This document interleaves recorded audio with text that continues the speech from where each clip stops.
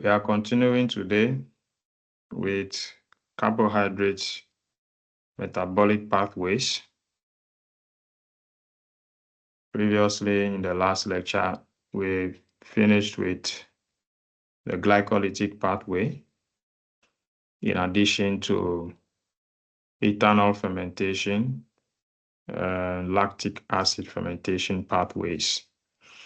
Today, we'll continue with the TCA cycle, take a look at also the process of glycogenesis, glycogenolysis, and the pentose phosphate pathway. So those are the major things that we are going to look at. More or less, anabolism of carbohydrates, even though in some of the processes, for instance, if you take the TCA cycle, we'll see that it will be both catabolism and anabolism. And of course, if you take a look at glycogenolysis, it's going to be the breakdown of glycogen. So we can say that is also catabolic. And the pentose phosphate pathway is also a mixture of catabolism and anabolism. Now, the TCA cycle was discovered by Hans Adolf Krebs, a German, who later migrated to Britain, where he worked in different universities as a biologist, a biochemist, and a medical doctor.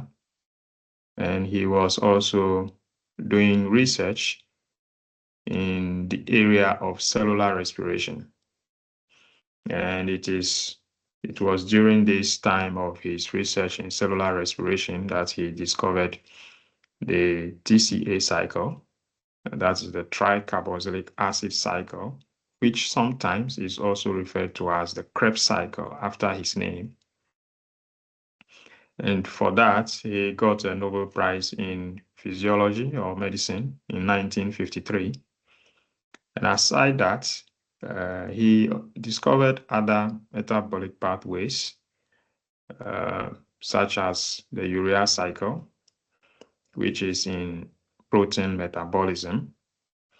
And then another similar pathway, just like the TCA cycle, but this is in plants, which is the glyoxylate cycle.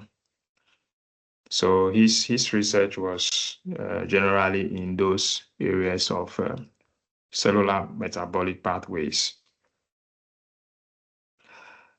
Previously, we looked at the process of glycolysis, where glucose under two phases of the glycolytic pathway resulted into the formation of two molecules of pyruvate. And we saw that those two molecules of pyruvate under anaerobic or hypoxic conditions could go into ethanol fermentation or could be going into lactic acid fermentation. We saw those pathways. So today, what we're going to do is to take this central pathway, which goes to the formation of acetyl-CoA and then to the TCA cycle. This first reaction is actually just a single reaction, a decarboxylation, which is not anything we should be spending time on, but it is the TCA cycle, tricarboxylic acid cycle, which of course will be producing byproducts, carbohydrates, and water, which you refer to as when carbohydrates are broken down to give energy, the byproduct that they produce is carbon dioxide, which you breathe out. And then, of course, with some water vapor, also with that carbon dioxide that is being breathed out. That's what you refer to a lot of times from primary school all the way to secondary or even the university. You talk of byproduct, carbon dioxide and water exhaled out of the body. So we'll go straight into the TCA cycle. This is a simplified form of the TCA cycle, because I gave you some book chapters that if you look at the TCA cycle in those literature materials I gave you, you realize that the pathway you see there is more detailed than this, is more complex than this. But this is simplified for us to focus on the process as a catabolic and anabolic process at the same time, and also to take note of the amount of energy that is generated from this process. So those are the two major things that we are going to pay attention to. Now you see the acetyl-CoA, which is formed from pyruvate, comes into that cycle where first intermediate of carbohydrate, which conjugates with acetyl-CoA, is oxaloacetate. Now what you see is that the molecules are represented with just the number of carbons that are in them. So oxaloacetate, there are two circles there representing the fact that oxaloacetate contains 4 carbons. So it's a 4-carbon chain molecule. And you see acetyl-CoA has 2 carbons. So that when acetyl-CoA comes into the cycle and the coenzyme A is clipped off the acetyl group, you have those 2 carbons binding onto the 4 carbons to give you a 6-carbon molecule, which is citrate. So that is synthesis. That's a buildup. So that's an anabolic process. It's not a breakdown. You are adding 2 carbon atoms to 4 carbon atoms to give you 6 carbon atoms. So this is a bigger molecule. The citrate that is formed is a bigger molecule than the 2 molecules, acetyl-CoA and oxaloacetate, that reacted to give you the citrate. So it's an anabolic process. Now, the next reaction you see is that you have a decarboxylation, the removal of 1 carbon in the form of carbon dioxide. So you see, CO2 is removed, so that now you are left with a molecule which is having 5 carbons in it. I think if you look at the detailed TCA cycle, that might be succinyl-CoA, and you have 5 carbon molecule formed, and NADH is produced in that reaction. Now you see, we saw the value of NADH in terms of ATP equivalent when we were looking at the glycolytic pathway. We said 1 molecule of NADH is equivalent to 3 molecules of ATP. So remind yourself of that. Now, the next reaction is that, again, this molecule is broken down, and you now have a 4-carbon molecule. Now, from here, you do not have any change in the carbon molecule again, because all you are having is some isomerization reactions, which then will result into oxaloacetate.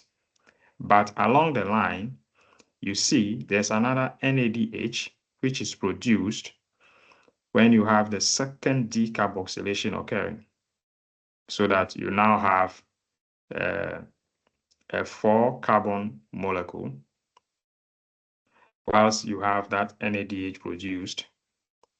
And along the line all the way to oxaloacetate, you see that there is a production of GTP, which is equivalent to ATP. So this guanosine triphosphate, which is equivalent to ATP. So that's another form of energy which is produced there. We also see that 1 molecule of FADH2 is also produced.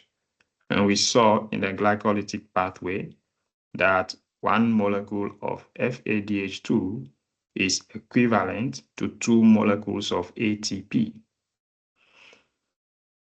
We have another NADH produced, which is also equivalent to 3 molecules of ATP. Now, in totality, if you bring all of these together, you realize that you are having processes of breaking down of molecules at the same time as synthesis of molecules. In other words, you are having processes of catabolism and anabolism in one cycle. And because of that, the TCA cycle is referred to as an amphibolic process. No, just like, amphibian. An amphibian is an animal which lives both in water and on land, 2 places. So similarly, here you have the cycle consisting of catabolic and anabolic processes, and so it's referred to as an amphibolic process. Now, if we take into consideration the amount of NADH, FADH, GTP that are produced, if we add all of these up, so let's see this 1 molecule of acetyl-CoA, which comes into the reaction to produce these molecules for us. So let's add them and see how much of energy is produced from this cycle. NADH, equivalent to 3 molecules of ATP, and we have 3 of them, 1, 2, and the third one just before oxaloacetate is formed. So if one of them is equivalent to 3 molecules of ATP, it means that NADH molecules alone are equivalent to 9 molecules of ATP. 3 times 3, 9 molecules of ATP equivalent there. Then FADH2 is equivalent to 2 molecules of ATP. It's only 1 which is produced. So if we add that to the 9 molecules of ATP equivalent, that will give us 11. And we have GTP, which is equivalent to 1 molecule of ATP. When we add that, it will be 12 molecules of ATP, which means 1 molecule of acetyl-CoA produces 12 molecules of ATP equivalent of energy. But remember, in the process of glycolysis, glucose broke down into 2 molecules of pyruvate. And each of those molecules of pyruvate will undergo the process of decarboxylation to give us acetyl-CoA. What it means is that 1 molecule of glucose will produce 2 molecules of acetyl-CoA, which means 1 molecule of glucose will produce 12 molecules of ATP equivalent times 2. So in the TCA cycle, 1 molecule of glucose will produce 24 molecules of ATP equivalent. So you see how really the TCA cycle produces even much more energy than the glycolytic pathway. Also remember, in the glycolytic pathway, 1 molecule of glucose produced 10 molecules of ATP, but it used 2 molecules from the first stage.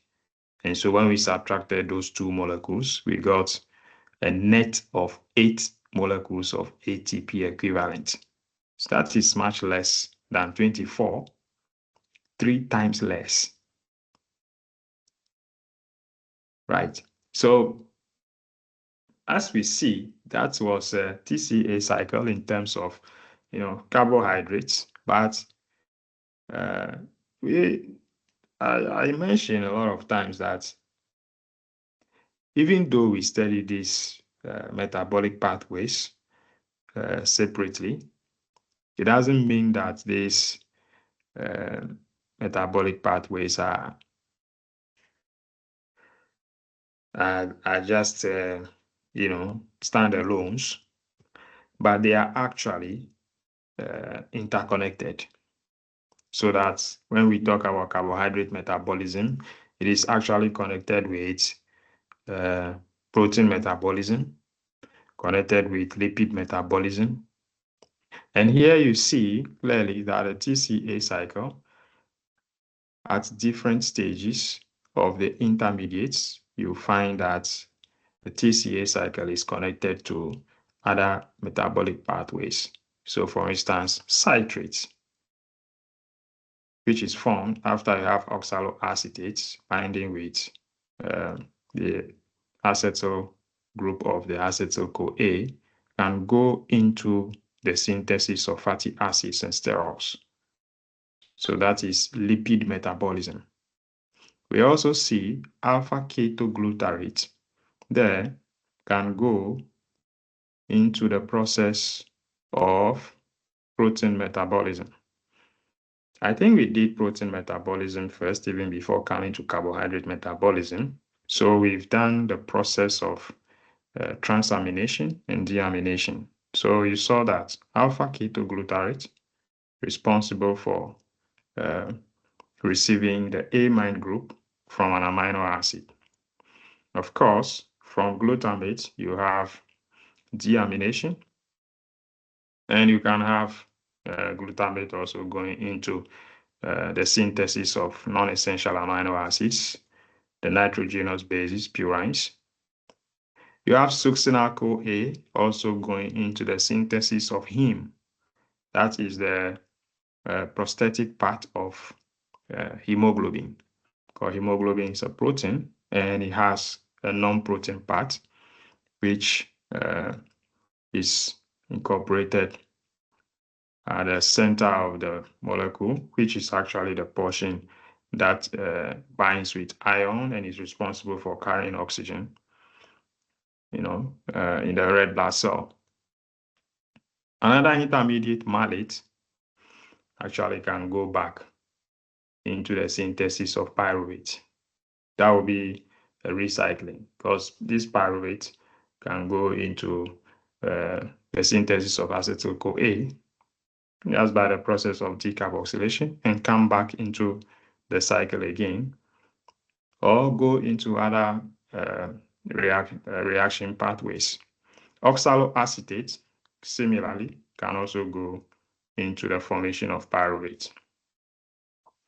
And the same oxaloacetate can also undergo transamination, this time around forming aspartic acid, not glutamic acid, but aspartic acid, which also goes into the synthesis of non-essential amino acids, the nitrogenous bases in nucleotides, purines, and pyrimides. So you can see that connection, that you can even see clearly here that carbohydrate metabolism also goes into the synthesis of nucleotides. Not only with the TCA cycle, because as we continue, you see that apart from the synthesis of these nitrogenous bases, purines and pyrimidines, I think in first year you looked at the structure of the nucleotides, and so you know that the nitrogenous base is bonded on a 5-carbon sugar. That's a carbohydrate. Before the nitrogenous, before you have phosphate group, also bound on that 5-carbon sugar, ribose or deoxyribose, to give you the nucleotide. So you can see all these connections that you are having: carbohydrate metabolism connected to protein metabolism, lipid metabolism, nucleic acid metabolism. All of these are interconnected. Now, we go to the process of synthesis of glycogen. So we've talked about glycogen as the storage form of carbohydrates in animals. So like us humans, when we take in carbohydrates, when we consume The carbohydrate, after is broken down to simple sugar, say glucose, in the blood, and you have all the tissues, the cells, breaking down these carbohydrates through the processes we have seen, glycolysis and the Krebs cycle. The excess of carbohydrates, which is left, excess of that glucose molecules, go into the synthesis of glycogen, which is stored in the liver or in the skeletal muscles. And I've talked of it several times, that the glycogen in the liver is what takes care of us in our fasting period, particularly in the night when we are sleeping and not eating over a period of 6, 7, 8 hours. Glycogen will be broken down gradually to give energy to the cells, particularly the brain cells, keeping us alive till we wake up in the morning and break our fast. So now we're going to take a look at the process of the synthesis of that glycogen, which is called glycogenesis. Now we see that in the process of glycolysis, glucose was activated to glucose 6-phosphate. So that's glucose 6-phosphate there on the right. And then the glucose 6-phosphate went down that pathway of glycolysis. But if there is enough energy already for the cells, and there will not be the need for the production of more ATP, more NADH, then the glucose 6-phosphate goes into the formation of glucose 1-phosphate. So there's that isomerization of the molecule. Glucose 6-phosphate goes back into the formation of glucose 1-phosphate under the action of the enzyme phosphoglucomutase. So that's an isomerase. Phosphoglucomutase. Now, the glucose 1-phosphate, after it's formed as the initiation of the process of glycogen synthesis, is then carried on a nucleotide, uridine monophosphate. So here's the thing. You see that, nucleotides, you have known that nucleotides are into the formation of nucleic acids, DNA and RNA. Here you are seeing a nucleotide, which that is ribose. On it, you have uracil as a nitrogenous base, and it has that phosphate group. So you have that uridine monophosphate, and you have glucose 1-phosphate, which is formed from the glucose 6-phosphate. Now, this nucleotide carries the glucose 1-phosphate to an enzyme, glycogenin, which actually forms the core of glycogen. It is on this enzyme that glycogen is built. So this becomes the central part of the glycogen molecule. And you see what is being shown here is just that at the active center, where that formation of glycogen is occurring, is tyrosine, an amino acid, at the 194th position. I mean, that number there, that's what it means. That if you take the molecule of glycogen containing many amino acids, it is the 194th amino acid, which is forming the active center where the formation of glycogen is occurring. And what you see here is just that you have tyrosine, you know the structure having a hydroxyl group on it. And that hydroxyl group is having some lone pair of electrons.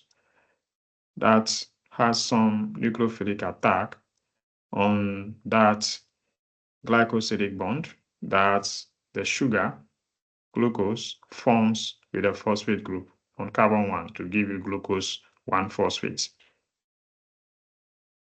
Now, you are seeing a unique function of a nucleotide aside what you already know, that a nucleotide goes into synthesis of nucleic acids. I think you also did protein synthesis in first year, where you saw transfer RNA will be carrying amino acids, and these amino acids will be joining one after the other, forming these peptide bonds to give you a peptide chain. Here too, what you are seeing is that you are seeing a nucleotide which is carrying glucose molecules in the form of glucose 1-phosphate, and then one after the other will be joining these glucose molecules. So you see, after the first molecule is joined onto that glycogen, that's what you see there below. You have the glucose molecule, have that glycosidic bond with glycogen. Then you see the nucleotide is carrying a second glucose molecule, again as glucose 1-phosphate.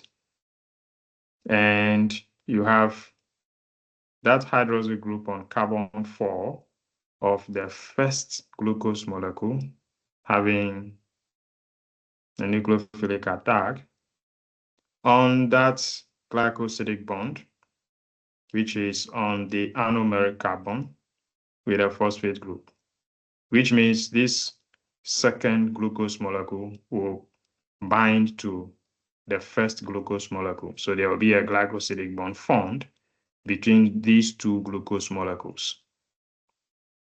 Now that process continues until you have 8 molecules of glucose that are bound in a long chain. Then after that, you have the enzyme glycogen synthase, which then takes over the process and adds more of glucose molecules to have a longer chain. And usually you'll be having about 11, 12, 14 glucose molecules in a chain before there will be what we refer to as branching. Right.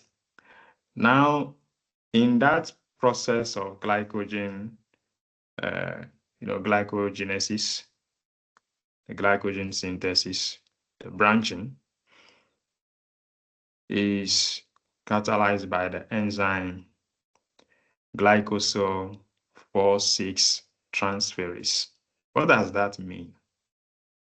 Okay, you know the glycosidic bond, which is formed between the glucose molecules in a chain, is between carbon 1 and carbon 4. So that if you see the glycosyl transferase is transferring,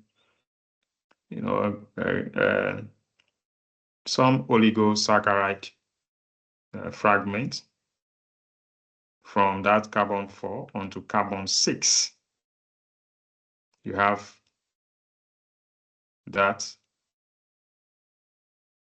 coming into the name of the enzyme glycosyl 4,6 transferase. Let's see what that actually means, what I just said. So from the top, you have the glycogen core, and you have some glucose molecules that are bonded from the glycogen core. So you see that long chain of glucose molecules there. All right, so all the bonds that are between these glycogen molecules are alpha 1,4 glycosidic bonds. All of them, 1,4, 1,4, 1,4 glycosidic bonds.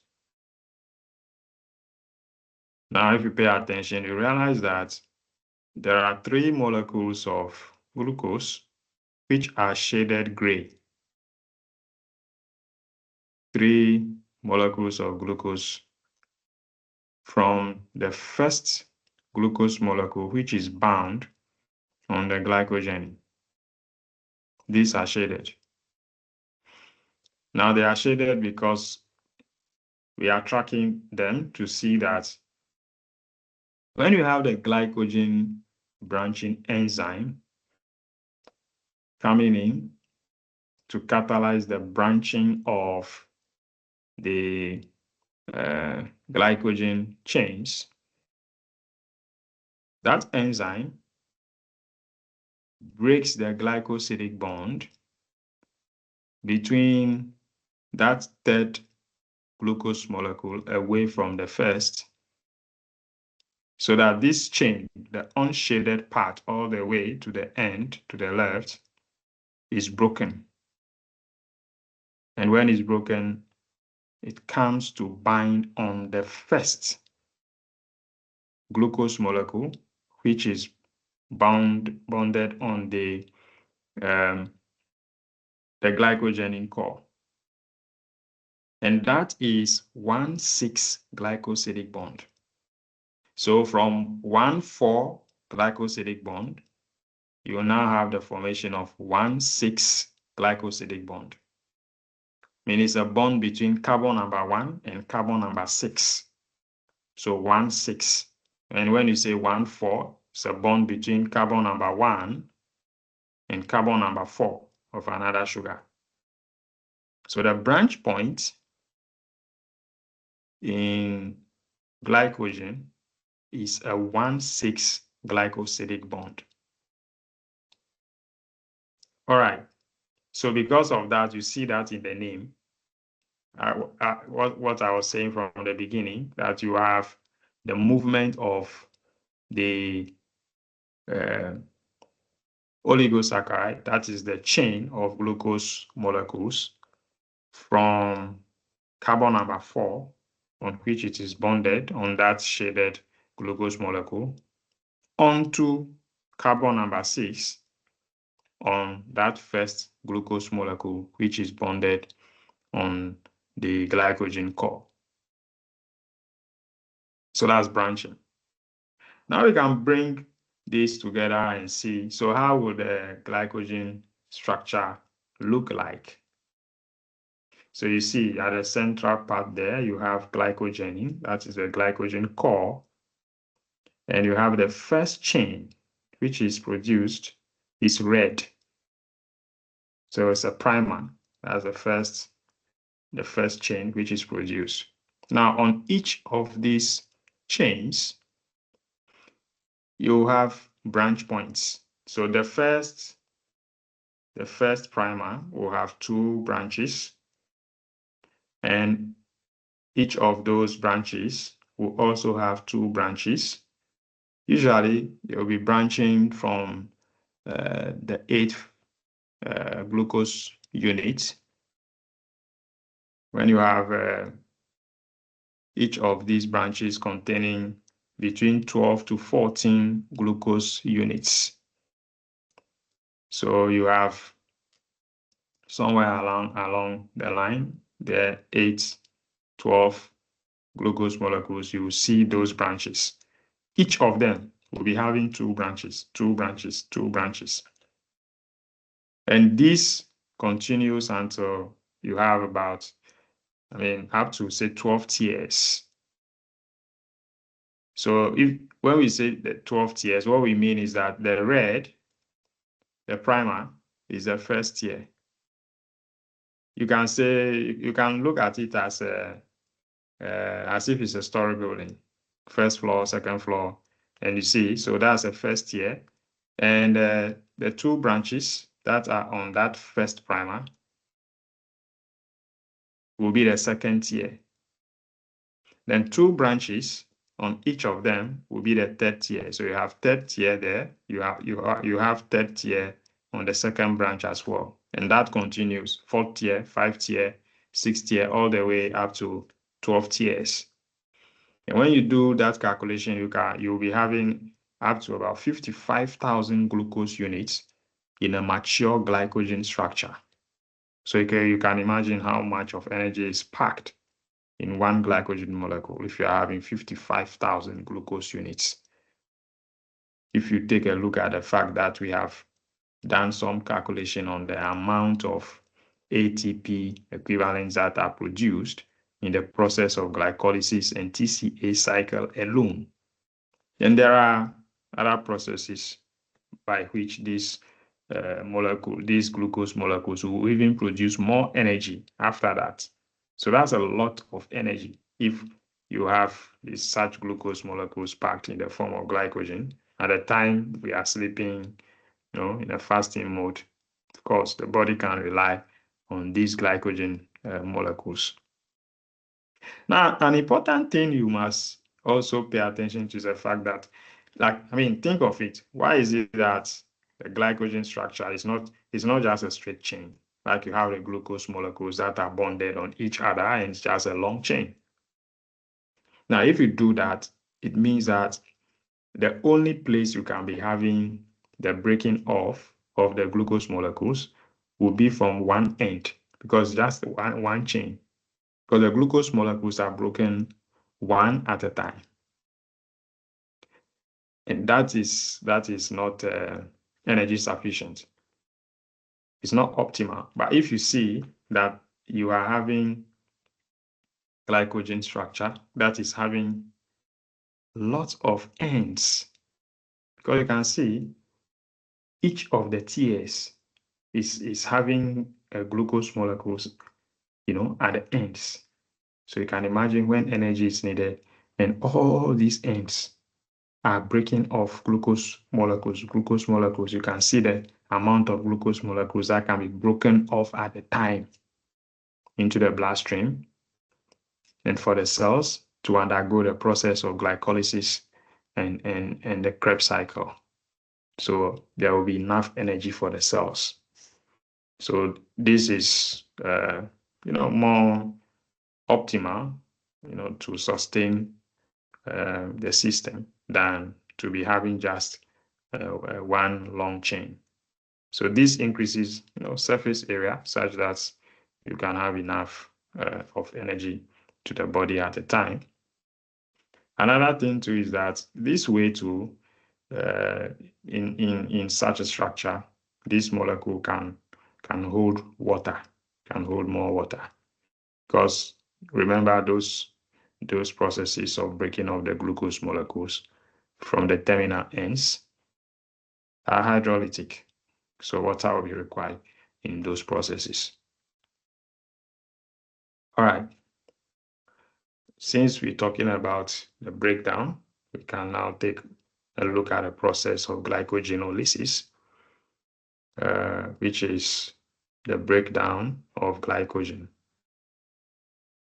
We looked at the process of the synthesis. Now we are looking at the process of the breakdown of glycogen, which is glycogenolysis. Now, from the top, if you're looking at the end of one of the chains, one of the branches of the glycogen molecule. So this is the end of the molecule, the end of the branch in glycogen, which means that branch continues.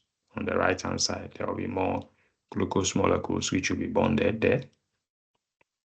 But we are focusing on what will happen to that last bond, the glycosidic bond between the last and the last but one glucose molecule, because that is where the first glucose molecule will be broken off, and then the second, third, continuously. That process is catalyzed by the enzyme glycogen phosphorylase. And you see, when the bond is broken, you see that last glucose molecule at the end is now a glucose 1-phosphate. So it's a reverse. It's a reverse of the joining of the glucose molecules. Because in the joining of the glucose molecules, we saw that it was glucose 1-phosphate, which was being carried on uridine monophosphate, and was joining one glucose molecule after the other. And now you are having glycogen phosphorylase, which is catalyzing the reverse of that process, where you see that there is some phosphate group coming in the reaction, which comes to phosphorylate the glucose molecule, which is broken off there. And so you have glucose 1-phosphate back. And if you go back to the process of glycogenesis, the initiation, you realize that the reaction of glucose 1-phosphate to glucose 6-phosphate was also a reversible reaction, which means that this glucose 1-phosphate can also just go back by isomerization to form glucose 6-phosphate. And then that glucose 6-phosphate just goes down the glycolytic pathway to produce pyruvate molecules, which will then undergo decarboxylation and then go into the process of the TCA cycle, which we just saw, and then produce more energy there. Of course, the rest of the chain is going to be minus 1 glucose unit, the one which is broken off. So that's what is written in red. X minus 1 glucoses, if the chain continues. That's why I see an R on that oxygen there. So the rest of the chain is minus 1 of the glucose unit, which is broken off. Right, but that was just breaking off a glucose molecule from one end. How about the branching points? What will happen? Because there was branching in the glucose, in the glycogen structure, which means as the glucose units are breaking off from the terminal ends of each of these chains, there should also be the process of debranching, because those branch points, 1,6 glycosidic bonds, are different types of bonds which will have to be taken care of specially. And the same way as the branching occurred, we will see here also that as the glucose molecules are broken off all the way until we reach those 3 glucose molecules which were shaded. Now we are presenting it in a different color, red. Those 3, when you have that glycogen phosphorylase breaking off the glucose molecules until it reaches those 3, what happens is that you now have the debranching enzyme breaking off those 3 glucose molecules as a fragment from that first glucose molecule, which is blue, forming the branch point. And then it comes to join on the chain that it is branching from. So this is the chain that is branching from. From the top, you see below here, all these glucose molecules, the chain, and you have the red from the top broken off. See, it's written there, cut and move. So the red is cut to come and join to the end. And when it joins to the end, this is what you see here. The red ones are now at the end of that chain.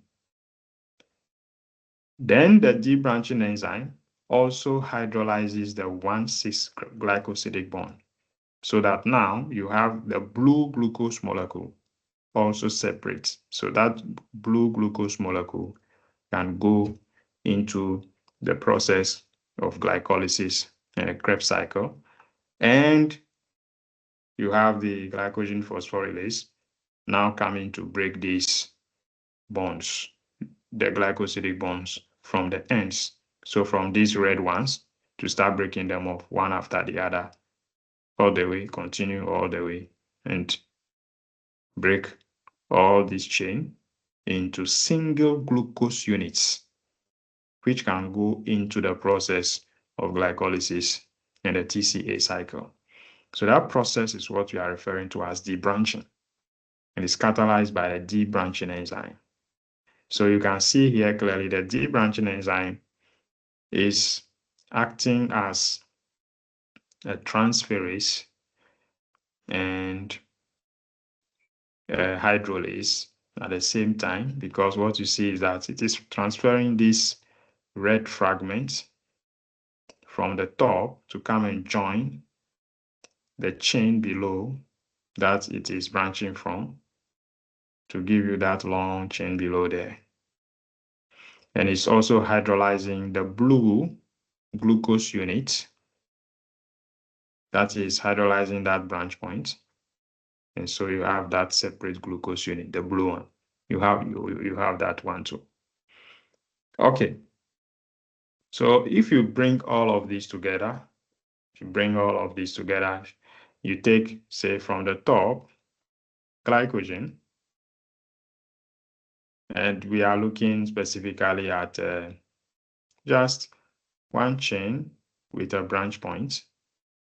And you see the glycogen phosphorylase was breaking off the glucose units from the ends until it gets to those 3 glucose units, which are black.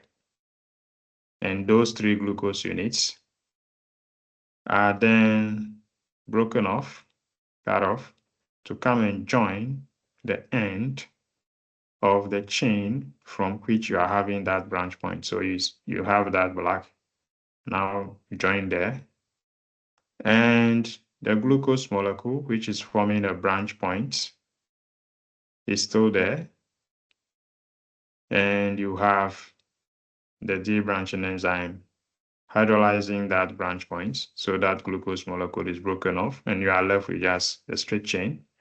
And that straight chain will then continue to be broken off 1 glucose unit at a time by the enzyme glycogen phosphorylase. That is the process that we looked at. If you bring all of it together, you can summarize it to see it clearly that way. When you have glycogen phosphorylase and debranching enzyme acting in the process of glycogenolysis.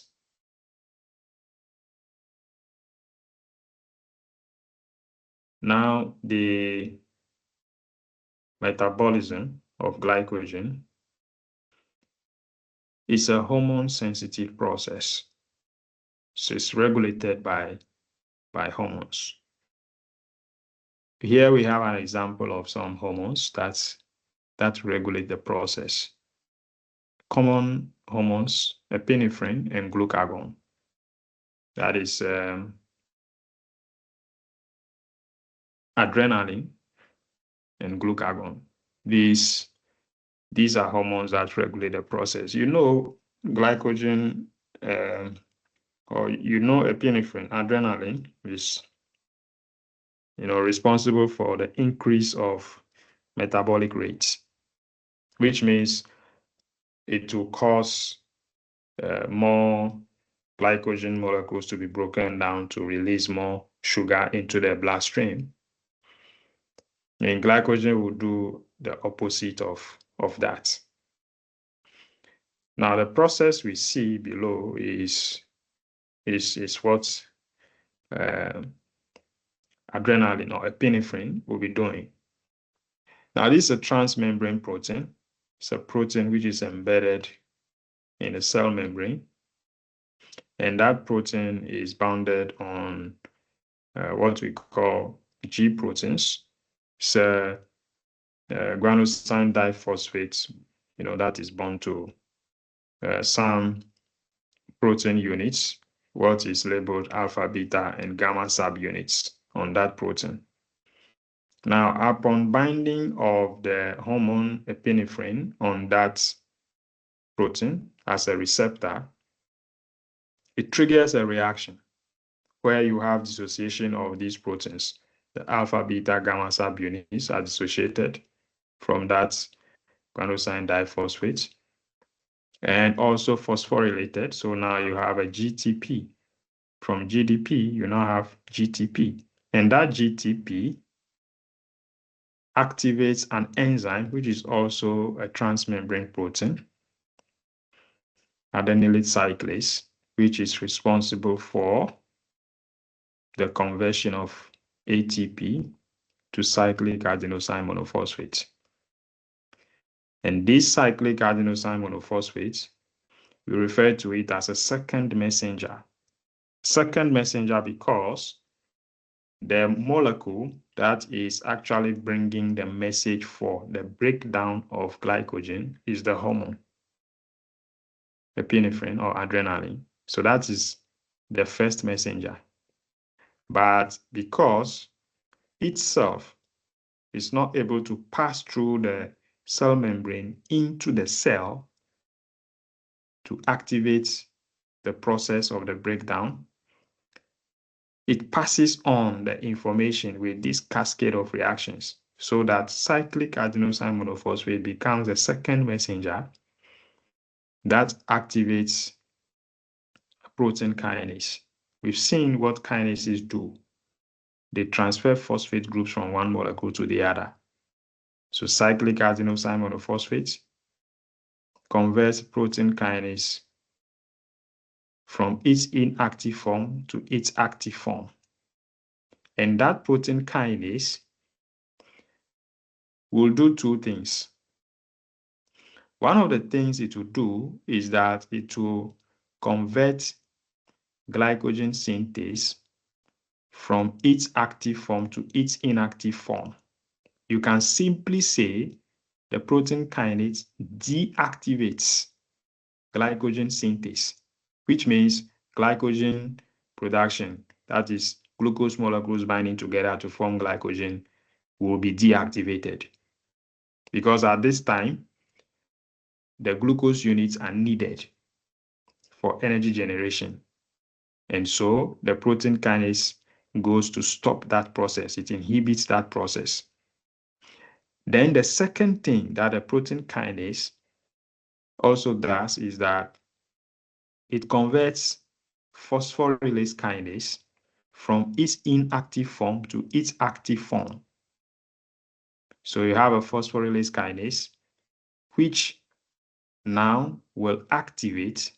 So if you say kinase, it means that if I say it activates, it means that it will phosphorylate a protein. And that enzyme is a phosphorylase and convert it into its active form. So the places you see A means active, B means inactive. Now you see the phosphorylase as is activated, now gives the biochemical response. The biochemical response is the breakdown of glycogen. And so you see glycogen, and you see glucose 1-phosphate molecule is broken off from the glycogen. And the glycogen structure now is X-1. That is, one glucose unit is broken off. And that continues, one glucose molecule broken off, one glucose molecule broken off as glucose 1-phosphate continuously, so that those glucose 1-phosphate could go into the conversion of glucose 6-phosphate, which will then go through the glycolytic pathway and the TCA cycle to generate energy. So this is how hormones can regulate that process of glycogen metabolism when energy is needed by the cells. Of course, if you take a look at it much more, it is not only those two hormones that will regulate. There are other hormones as well, like thyroid-stimulating hormone, adrenocorticoid hormones, different ones. Even insulin would do the opposite of what this glucagon and adrenaline or adrenaline are doing. At some point, you even have caffeine also playing some role, facilitating the production of the cyclic adenosine monophosphate from its linear form. You have those processes as well. Now, the other pathway also that's we can take a look at briefly is what we refer to as the pentose phosphate pathway, sometimes being referred to as the hexose monophosphate shunt. And again, you see that that process is also branching from glucose 6-phosphate. I mean, in the process of glycolysis, we saw glucose converted to glucose 6-phosphate, and it goes down the pathway. And we just saw that glucose 6-phosphate would go into the synthesis of glycogen when it's converted to glucose 1-phosphate. So that's a branch point to go into glycogenesis. The same glucose 6-phosphate, another branch point into pentose phosphate pathway. And what is that pentose phosphate pathway? I mean, one of the major cells in which the pentose phosphate pathway is very much crucial. Even though the pentose phosphate pathway occurs in all the cells, but it is very much crucial for the red blood cells because the red blood cells in their process of maturation and specialization, they lose most of their organelles, including the mitochondrion, because it is in the mitochondrion that you have these energy generation processes. And that is also because the red blood cell is specialized to carry oxygen. So there should be enough space for hemoglobin so that the red blood cell would be able to carry out that function of the transport of oxygen from the lungs to the tissues and carbon dioxide from the tissues back to the lungs to be exhaled. So in that, it means that the processes of glycolysis will still be occurring there. For glycolysis occurs in the cytoplasm, but the TCA cycle occurs in the mitochondrion, and you also have a process of the electron transport chain, which is also occurring in the mitochondrion. And this organelle will not be there in red blood cells. Because of that, this process of the pentose phosphate pathway is really crucial for the red blood cells. And it's in two phases. You have one phase, the oxidative phase, where you see the glucose 6-phosphate undergoes conversion to ribulose 5-phosphate. Now, in these two reactions, you see that there is a production of NADPH. So again, that is a form of cellular energy. We've looked at it, equivalent to 3 molecules of ATP, and at the same time, they also serve as reducing equivalents. For instance, they reduce glutathione, which is an antioxidant, which if it is not in its reduced form, can result into oxidative stress for the red blood cells. And here you have it. You have this NADPH, which is reducing the glutathione. So you have it in its reduced form. And at the same time, the NADPH are also required for the synthesis of fatty acids, sterols, in the process of reductive biosynthesis. Then another very important point is the fact that even you see the name ribulose 5-phosphate, I mean, quickly should click you. From here, you can get ribose 5-phosphate. And that ribose 5-phosphate is the sugar that you find in the ribonucleotides, which will go into the synthesis of RNA. And by dehydroxylation, you have a deoxyribose 5-phosphate, which will then go into the synthesis of DNA. And that ribulose 5-phosphate can also be recycled, go back into the synthesis of glucose 6-phosphate. That is in the non-oxidative phase. So you have this process, the pentose phosphate pathway, mainly responsible for the synthesis of nucleic acids, and at the same time used as a source of reducing equivalents for glutathione, and in the process of the reductive biosynthesis of fatty acids and sterols. So here again, you are seeing that there is that connection between carbohydrate metabolism and lipid metabolism. Because the synthesis of fatty acids, sterols, these are lipids. So you can see that clearly. And you can also see the connection of carbohydrate metabolism with nucleic acid metabolism. Because you can see you have nucleotides, you have the nucleic acids, DNA and RNA. You may have coenzymes, because some of these coenzymes are dinucleotides. So you see how interconnected the metabolic processes are.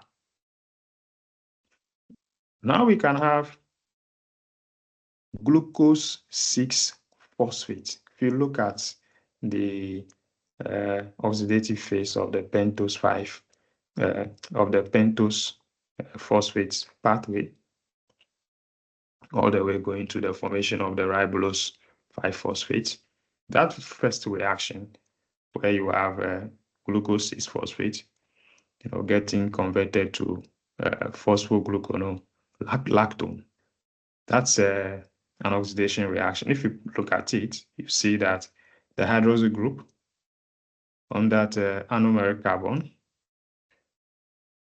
is oxidized so that you have a cyclic ketone, that's a lactone, before you have further, hydroxylation and then oxidation to have the ribulose 5-phosphate. And you see that very first reaction is catalyzed by the enzyme glucose 6-phosphate dehydrogenase, which many of you who perhaps during your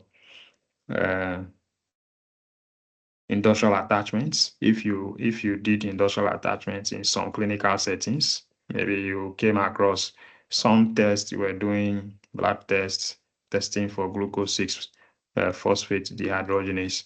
It's commonly has been referred to as G6PD. So you can see that a deficiency of this enzyme, G6PD, will cause a disruption in this process, the pentose phosphate pathway, which means it will cause a disruption in the synthesis of ribulose 5-phosphate, which means it will cause disruption in nucleic acid metabolism, nucleic acid synthesis, because it is from the ribulose 5-phosphate, you have the ribose 5-phosphate for the synthesis of the nucleic acids. And you find this deficiency as a genetic disorder because in different persons, we have some, what we refer to as some genetic polymorphisms. We have different forms of the genes that are responsible for coding for the protein that becomes this enzyme, the glucose 6-phosphate. And some of those polymorphic forms result into deficiency of this enzyme, which will result into some forms of some anemic conditions. And also because carbohydrate metabolism, obviously it has also some link with some diabetic conditions. So that is used as a biomarker for these different metabolic disorders of carbohydrate metabolism. You come across that. All right.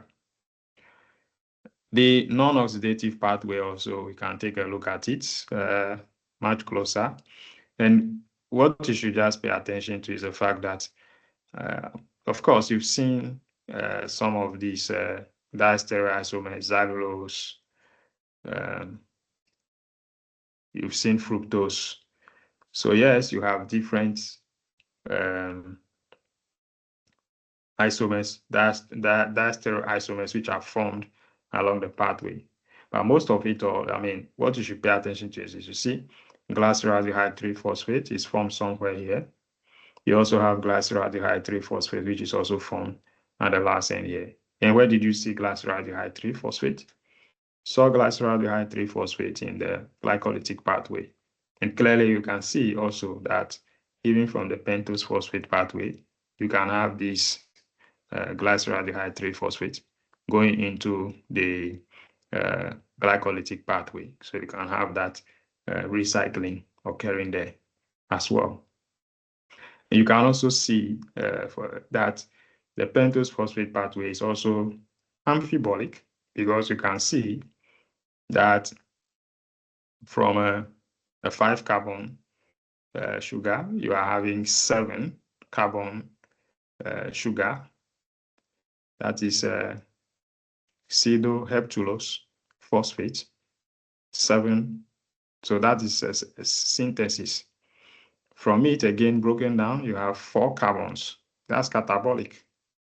And even a glyceraldehyde 3-phosphate, 3 carbons.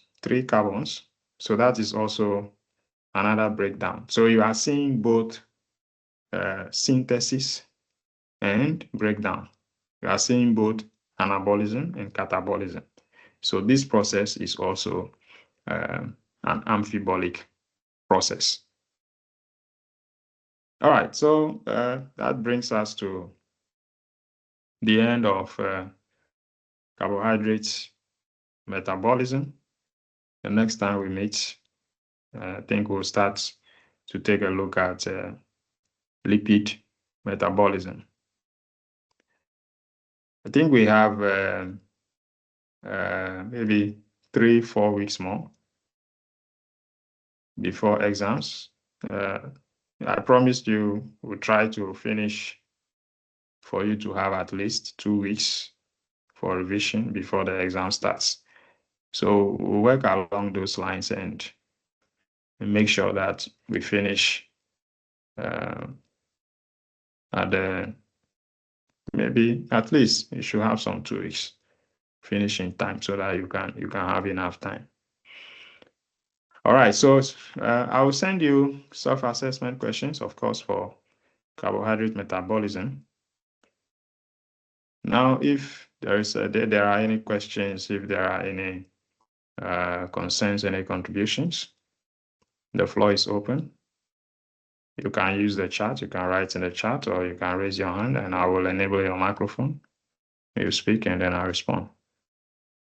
The floor is open.